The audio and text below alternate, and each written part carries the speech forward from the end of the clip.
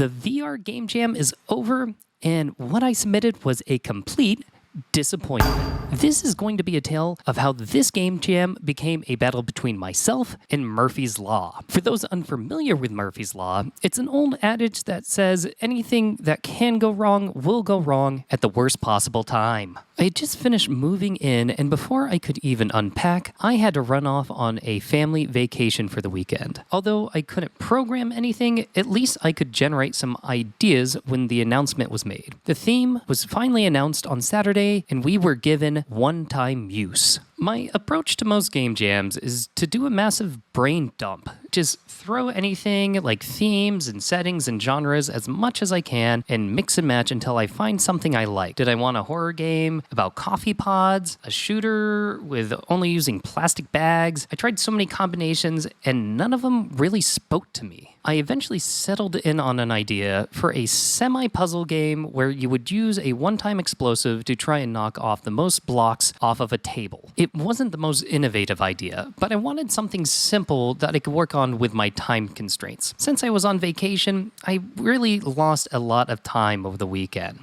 Vacation time was over and it took me a full day to unpack, but I was ready to begin development. I started off by making a Trello board and organizing it with different features. I'd start by implementing the bare bones prototype and further refine and add features if time allowed. Day one of development was focused on getting the prototype out. I wanted to see if what I had would be fun. Of course, I started off with setting up a basic table. I made some blocks that were stackable, and then I made a small explosive device that would blow up, push the blocks away, and knock them off the table, and the score would go up. And hey, you know what? This was starting out to be a solid foundation. After a full day of work, I was a bit tired, and it was time to get some rest. All that moving, vacation, and unpacking was getting to me. After a full night's sleep, I'd be able to take this thing head on. I woke up in the middle of the night, and I ended up praying to the porcelain god. Those weren't allergies I was suffering. Even though I have been vaccinated, it seems the new strain of COVID found my immune system lacking, and I was down for the count. There were only 2 days left, and my new strategy was to sleep for an entire day and hope that my body would recover enough on the last day to produce something.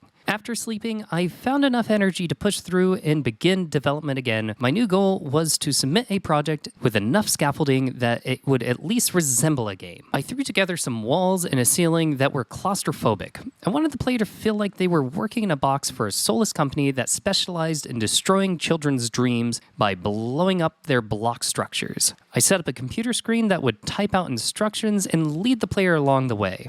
Throughout the development process, I took a lot of naps just to make sure I wasn't overexerting myself, and also, well, I just kind of fell asleep. I wanted to produce something, but not at the cost of my health. Thanks to all the sporadic sleeping, I was able to work through pretty deep into the night, and around 2 a.m., I reached a point where I deemed it worthy enough that it was kind of resembling a game. After many roadblocks, I submitted my project. Although I'm not particularly proud of the results, I am proud of my work.